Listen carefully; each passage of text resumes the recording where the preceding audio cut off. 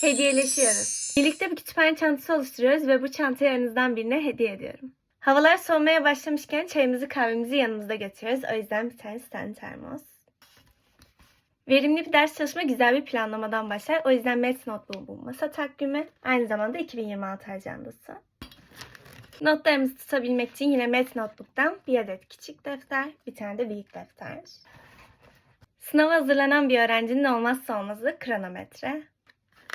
Notlarımızı renklendirmek için yine Math Notebook'tan fosforlu kalem seti, üçlü kalem seti ve postitler. Ajandamızı süslemek için sticker defteri. Motivasyonumuzu kaybetmemek için motivasyon kartları. Kış geldi, ellerimiz ve dudaklarımız kurumasın diye lip balm ve el kremi. Uzun saatler kütüphanede kalacağımız için saçımızı illaki topluyoruz. Mandal takılar. Çantamızı oluşturduk. Eğer bu çantanın sana gitmesini istiyorsan katılım şartları videonun açıklamasına yer alıyor. Herkese bol şans diliyorum.